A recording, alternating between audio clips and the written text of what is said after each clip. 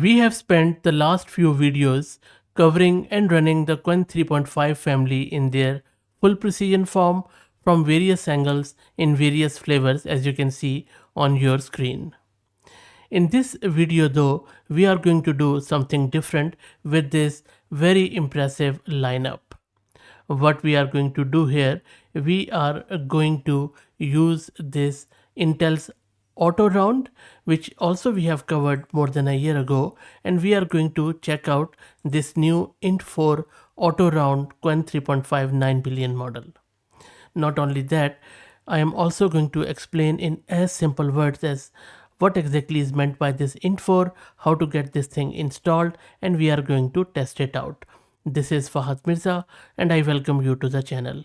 Please like the video and subscribe and consider becoming a member. Please also follow me on X if you're looking for AI updates without any hype.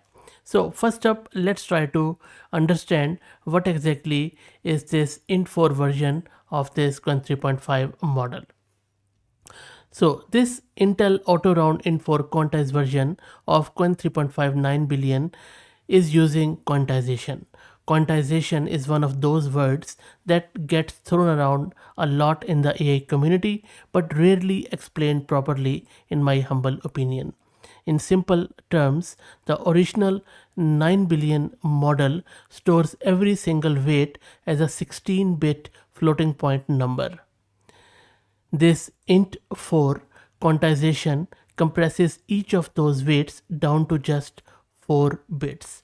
That is a 4 times reduction in size.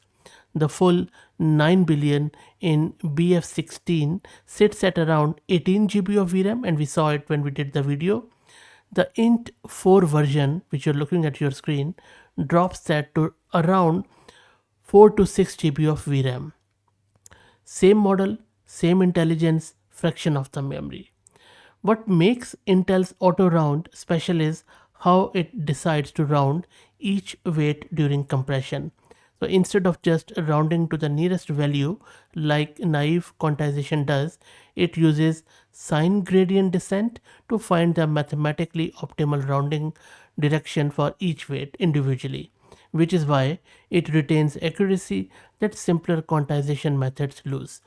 Now I'm not going to go into the detail of this auto round. As you can see, I did this video more than a year ago, and at that time no one really cared, and you see the views are low. So go check out that video. I'm sure you are going to enjoy it. It is still very much relevant. So let's install this model, download it and serve it with VLLM, and then we are going to test it out. If you don't know what VLLM is and how to get it installed, just watch any of these videos where I have shown you how to get this installed, and then we have tested it out. I already have VLLM installed. I'm going to use this Ubuntu system. I have this GPU card NVIDIA RTX 6000 with 48 GB of VRAM.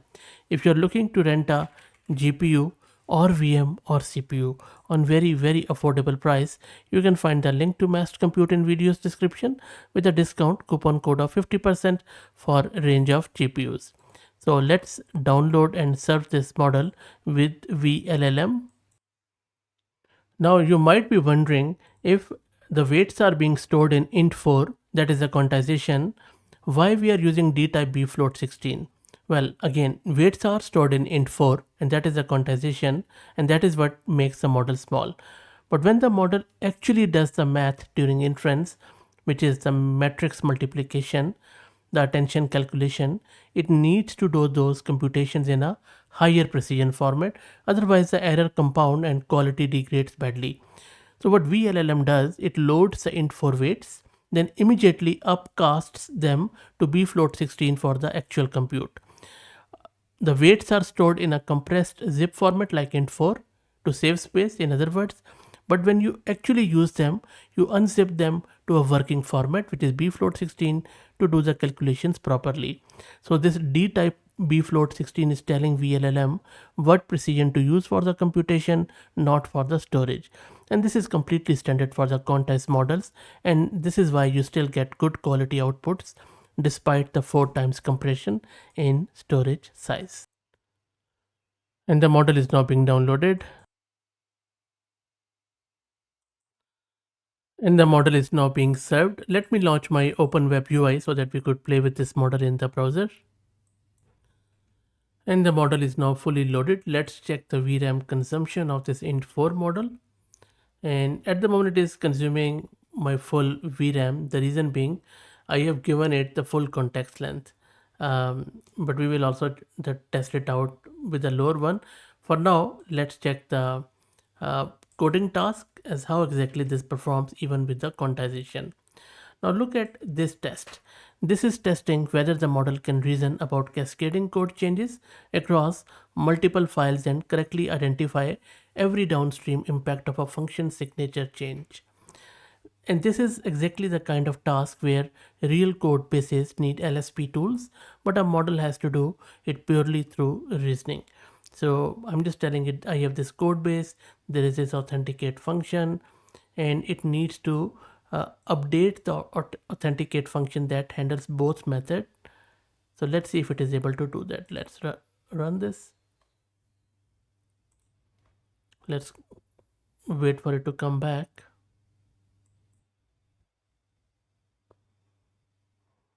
Already looking pretty good, but let's wait for it to finish and we will evaluate. Now this is a solid response and lot to unpack here. So, and remember, this is a int4 quantized 9 billion parameter model. It has correctly identified the union type pattern, and then it generated realistic type script code. Look at this. It has listed the right files that would break, like controller, routes, tests, API clients, and then it has even added smart considerations like Zord validation and backward compatibility. How good is that?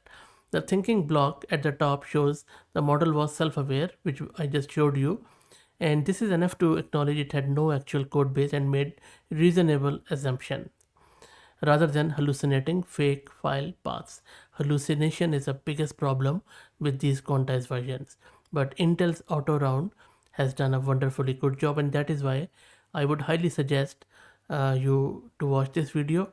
That is not only going to make you appreciate how good autoround is, but also it will increase the views on my video. Okay, so now you see um, there are few weaknesses, like I mean there is bit messiness, but that is expected. um, Other than that, overall this is impressive output for a 4 times compressed model. Really good stuff. Okay, let's try out another one. Let me open a new chat. Okay, next up I'm going to test model's ability to create me a self-contained HTML file with a complex multi-component interactive dashboard with some real-time animation, dynamic data simulation, and narrative storytelling all in a single file. So you see, I'm asking it that it needs to tell me the story of an AI managed tomato plant growth system. It should include a beautiful dashboard with dark theme, animated tomato plant that visually grows through stages: seedling, sprout, flowering, first bud appearing, live sensor panel showing real-time fluctuating readings, soil moisture, nutrient level, pH value, light intensity, temperature, and various other things. And then a dramatic first bud detected moment where the dashboard lights up, color shifts, and Claude's log entry expresses genuine wonder and delight. I also used this in Claude, so I will just say model here. Claude did a wonderful job, by the way. So I'm very curious to see what this int4 model does. I know it's a bit of a overburden on it, but let's see. Let's run this. Should be fun. So it is analyzing the request. Very fascinating to watch how the model is performing in terms of um, thinking and reasoning. Let's wait. I will show you the end result. And the model has generated the output. Let me open it here. Let me reload this page. There you go. On the right hand side, sensory logs, initializing nutrient. There is raw sensor data on the right hand side. On the left, all those parameters which I mentioned. It is doing something. Let's see if it does that light bulb moment. Should be fun. And this is, I think, the tomato plant. I will let it run. It is still growing. It could be better, of course. Claude did a fabulous job with this prompt. Okay, I'm just trying to scroll. I don't think so anything is happening. Maybe it is just scrolling. Okay, I think it's still working. Maybe, sometime in the future it is going to do that, but not now. You see, it is mixing, initializing, and this is growing very slowly. You see, these are the levels. Anyway, so I'm not going to waste more time on it. Let's do maybe a language test. And you just also saw the limitation of the quantized version, that it works fine up to some level, but then can't really compete with the big and bad models. Okay, now the language test is seemingly simple, but most of these quantized models, they get it wrong.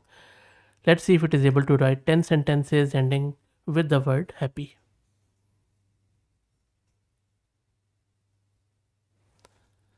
And there you go. So it is a thinking. Let's wait for it to final response. I had to show you this thinking. So it's been I won't say it's a loop, but model is thinking a lot. It is making so many drafts, simple sentence, and you see that it is just making lot of iterations, lot and lot of them.